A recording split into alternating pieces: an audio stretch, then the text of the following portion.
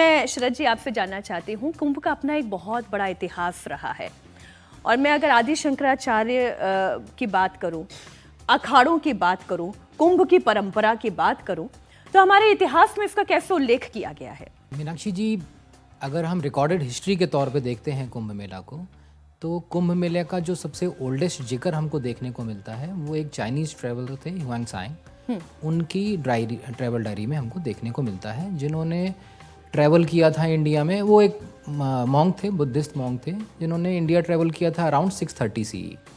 तो हम उनकी ट्रैवल डायरी में जो जिक्र था, उन्होंने बताया था कि प्रयागराज में राजा हर्षवर्धन के टाइम पे उन्होंने विज़िट किया था और उन्होंने एक कलेक्टिव असेंबली ऑफ बेदिंग के लिए उसमें एक जिक्र बताया था। ध्यान रखिएगा कि कुंभ मेला का ऐसा माना जाता है कि पुराना नाम माघ मेला के तौर पे था। माघ मेला जी, वो अभी रामायण का भी उन्होंने जो उदाहरण दिया उसमें भी यही है। हमारे एंशिएंट स्क्रिप्चर्स के अगर हिसाब से आप देखेंगे तो आपको मिलेगा कि वो एक माघ मेला के बारे में जिक्र कर रहे हैं। कुंभ मेला का नामकरण बाद में हुआ था, वो मैं आपको समझाता हूँ क्यों हुआ था।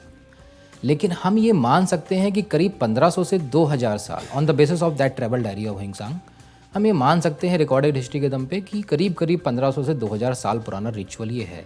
इससे पुराना कितना है नहीं पता। सो हिस्ट्री के तौर पे ये होता है।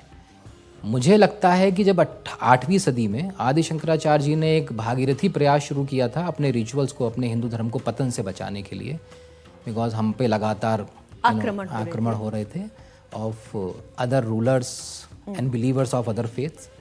तो उससे अपने आप को प्रोटेक्ट करने के लिए उन्होंने बहुत सारे प्रयास किए थे। मजाक के तौर पे अगर मैं बोलूँ तो मुझे लगता है ये शक्ति प्रदर्शन का एक और तरीका था कि नहीं भैया, हम हिंदू लोग भी एकजुट होकर एक जगह पे इतने लोग इकट्ठे हो सकते हैं और हम सबका फेथ है हमारे अपने ओल्ड रिचुअल्स में और ट्रेडिशंस में। नई जनरेशन के लिए चूँकि वो हर चीज़ में लॉजिक मांगती है मीनाक्षी जी, उसके लिए ये ज़रूर मैं बताना चाहूँगा कि हमारे हर रिचुअल और ट्रेडिशन के पीछे एक साइंटिफिक लॉजिक है। कईयों को हमने फिगर आउट कर लिया है, कईयों की फिगरिंग आउट का प्रोसेस जारी है। सो नई जनरेशन से तो फिगर आउट क्या कर लिया गया है उस पर अगर मैं आऊँ तो चलिए समझते हैं। तो कुंभ मेला के ही पर्सपेक्टिव में इसको समझने की कोशिश करते हैं। कुंभ मेला में बेसिकली बहुत सारी एक्टिविटीज़ होती हैं मीनाक्षी जी, लेकिन उसमें से एक मेन एक्टिविटी होती है when you dip in the holy river. तो सपोज प्रयागराज में आस्था की डुबकी कहते हैं। आस्था की डुबकी। तो there is a confluence of 3 mighty rivers, Ganga, Yamuna and mysterious Saraswati. तो इन 3 नदियों का संगम है और जब आप इसमें डुबकी लगाते हैं तो आपको हासिल क्या होता है? आध्यात्मिक तौर पे ऐसा माना जाता है that you attain moksha. 75% of earth's face is water जी, एंड 75% ऑफ ह्यूमन बॉडी भी इज वाटर। यजुर्वेद का एक श्लोक सुनाता हूँ आपको, यथा पिंडे तथा ब्रह्मांडे। ये श्लोक बताता है कि what lies outside is also lies within you. यानी कि you can control the other by controlling one, यानी by controlling one you can control the other.